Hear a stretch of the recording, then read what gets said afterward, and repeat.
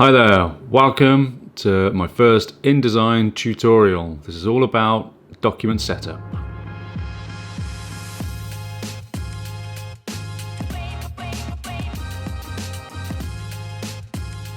Here on the screen we have InDesign, the opening start screen that you get.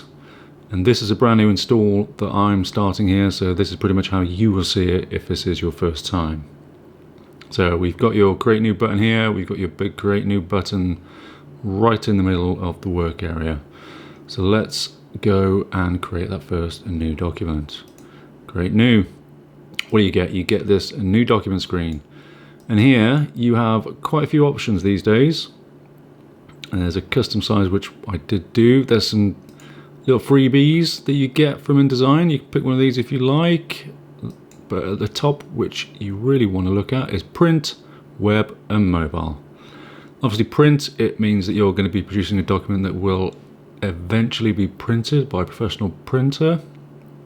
Web, you can use InDesign for creating web work these days, which is where I start for any web work I do.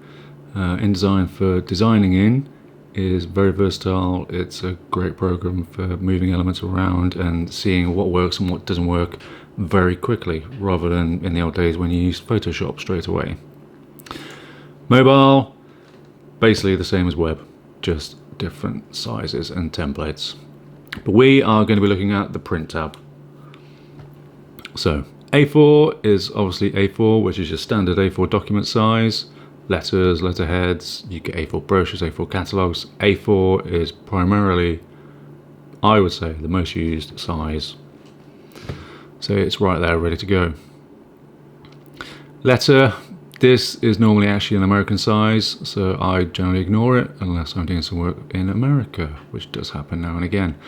So let's just look at the A4 document. We've got that there, we've got it on print, and at the side here, it's actually telling you what size the document is. So your width is 210, and we have units in millimeters. Your height is 297, which is A4. Orientation of your document that you're going to have, you've got portrait, you've got landscape. So you can nice and easily change these to landscape or portrait. We're going to keep this in a portrait mode. You can, if you know how big the document is going to be straight away, you can actually add as many pages as you need. So that could be a big document that you're working on. It could be a 12-page document. We are just going to run with a 1-page document. Facing pages. Now this is something that you'll be looking at if you're working on a brochure or a catalogue or a book.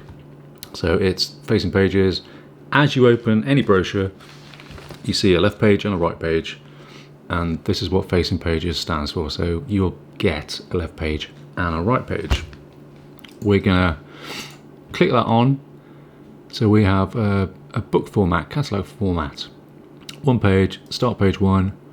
Primary text, I leave all of these off. Columns, we're just going to have 1, and we're going to look at setting these up in the master guides. Column gutter, I adjust this actually in the document if I need to. I don't adjust it here.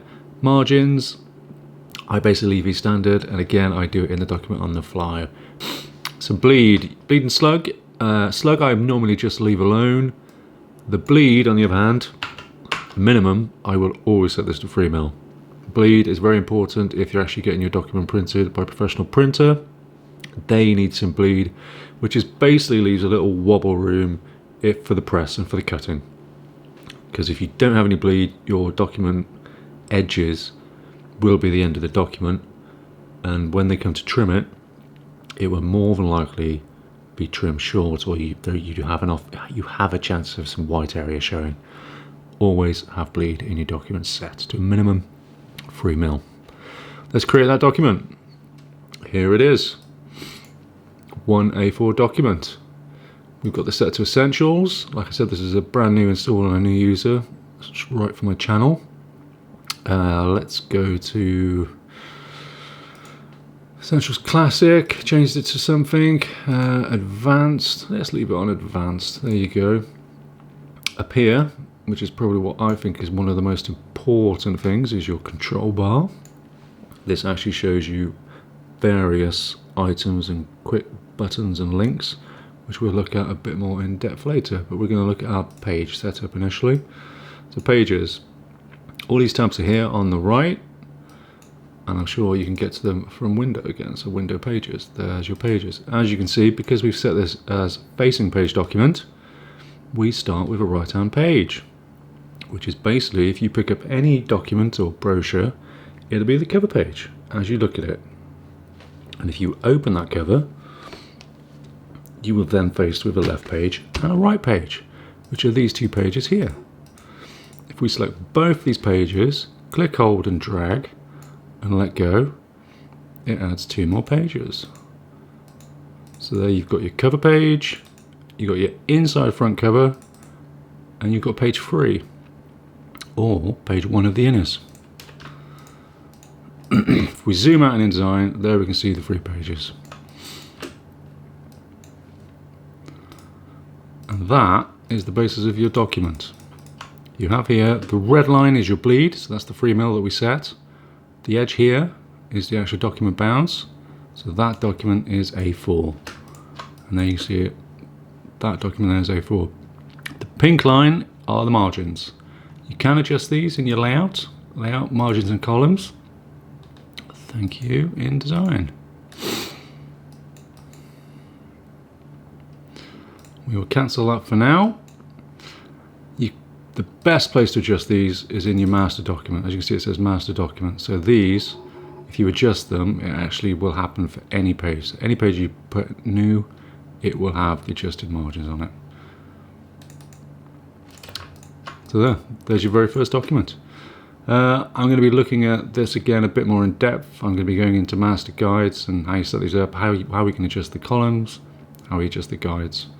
Please come back, I will be doing a whole series. Thanks a lot, guys.